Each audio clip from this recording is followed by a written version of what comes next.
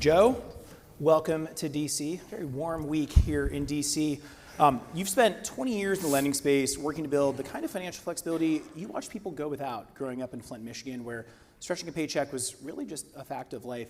That experience, from what I've learned, has shaped everything about how you think about consumer finance. Now you're running the US business for one of the biggest buy now, pay later players in the world. Really glad to have you here, so let's dive in.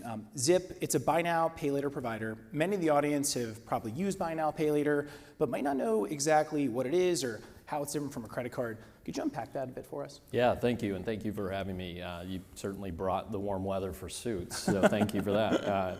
I think what's really important to understand about buy now, pay later is more the use cases of how the customers think about it.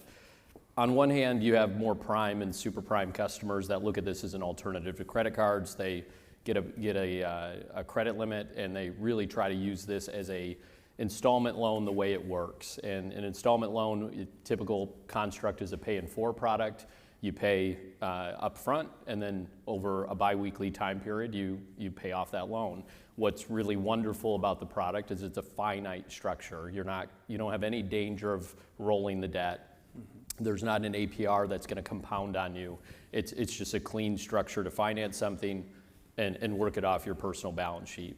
The alternative path, and really where Zip lives, is we're really focused on underestimated Americans. And underestimated Americans, the way we see it, is the traditional financial system really isn't serving a paycheck-to-paycheck customer all that well. They live very, very tight. Any disruption in their financial lives, call it a flat tire, creates ripples throughout.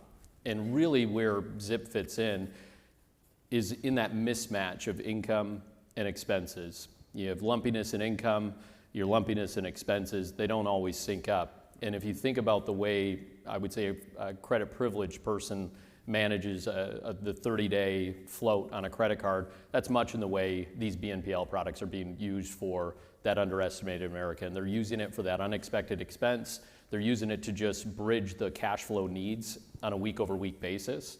And really, I consider it much more of a cash flow smoothing product for these customers. And I think it's really, we see that in the numbers, we see that in our customer stories as well. So let's touch on that a bit. It definitely plays out differently depending on who's actually using buy now, pay later. Buy now, pay later customers are often people, as you mentioned, without a credit card, prefer not to use one. It actually ties into your own personal background growing up in Flint, Michigan. Can you tell us who your average customer is, and again, maybe touch a little bit more on why exactly they're using Zip products? Yeah, look, I grew up in a very blue-collar town. I had a great upbringing. My dad worked at GM on the line for 30 years and made a good income, but it was paycheck to paycheck. If anything came up, like the mental gymnastics, the financial gymnastics you had to go through were substantial. And if you didn't have the capability in that moment, the ripples this would create, all of a sudden you have late fees on your utility bills. Now your FICO score is going to start to get damaged. It just starts to spiral. And really where I view the financial system is it's not really built for people that live very tight. And we can all make assumptions about why people are living tight, but I think the financial system is inherently structured to just start off with judgment. I'm judging you on how you spent your money. I'm pulling your FICO score and judging you on how the heck you got a bad FICO score. And it's really losing sight of all the nuance that's in an individual's lives. And I really think like meeting the customer first with trust, which is one of the things we do very uniquely in this industry, is we start with a very low limit. We watch the behavior. We watch to make sure the affordability is there. Our average loan size is only $147. And when you think about that as in a pay in 4 construct, they're really only financing over a 6-week period. It's a very short duration asset that really helps bridge those moments and really helps avoid those unnecessary late fees, those unnecessary overdraft fees. And the other thing that I think is really critical about this is the transparency at which the product is structured. We charge a fee that is it's flat, it's not risk-based price, everybody pays the same fee. And why that's important is if you talk to the customers, they're scared of credit cards. They've turned themselves upside down at some point on a credit card, and I think like it's a bigger problem for us as an industry. This idea of financial literacy, to me, is the industry telling the customer they should get smarter. I think we should get simpler. We should get easier to use. And I think BNPL is one of those products that's really taken steps forward on that front. Thanks for that.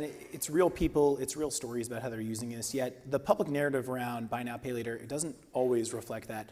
There's a lot of judgment out there about buy now, pay later. Can you set the record straight for some of the common misconceptions for us today? Yeah, there's a lot of myths out there, and I'll maybe cover a couple of them. Is one, I think it starts with judgment. If you use buy now, pay later for groceries, you must be in a state of stress. I would challenge how many people in this room use their Amex card to put their groceries on it. It's the same 30-day float. We're judging the fact that this customer doesn't have access to that tool. And that tool is really, really valuable in managing your day-to-day.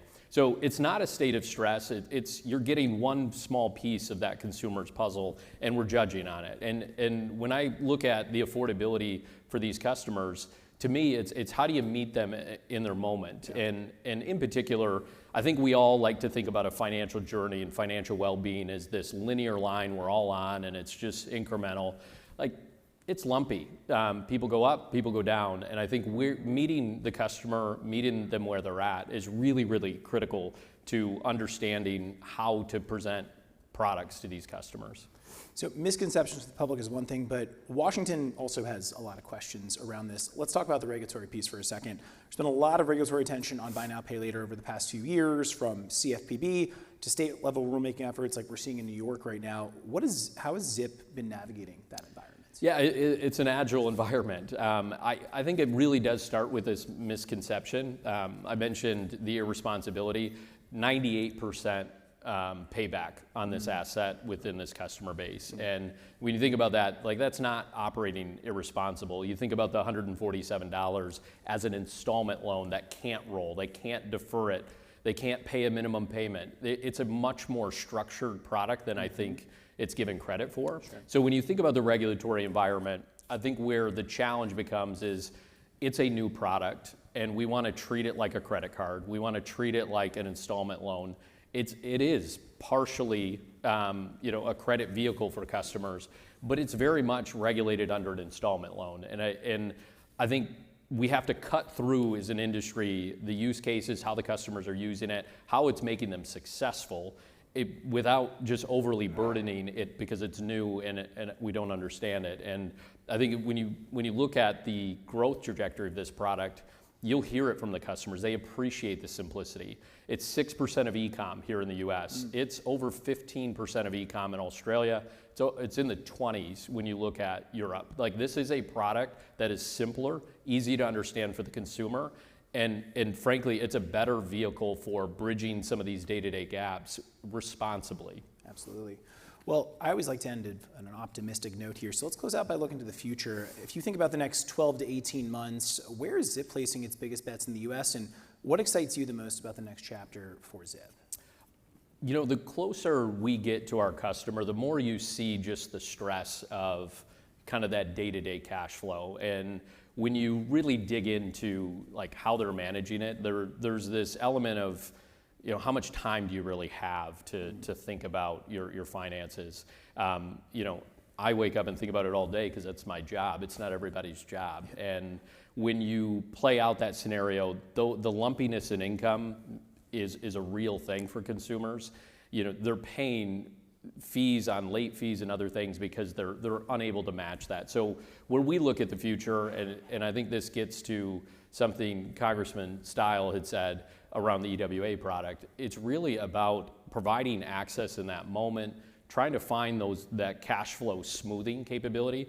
I think earned wage access and cash advance programs that are digitally native have started to bridge that same problem for consumers, injecting that short-term liquidity. Think of it as working capital for these consumers to really be successful in their day-to-day lives. The payback behavior, the data is there to support that this isn't irresponsible. This isn't people buying Pelotons and, you know, big screen TVs. This is people just bridging their day-to-day. So that's one element. I think there's additional ability just in the way EWA is solving kind of the lumpiness of income.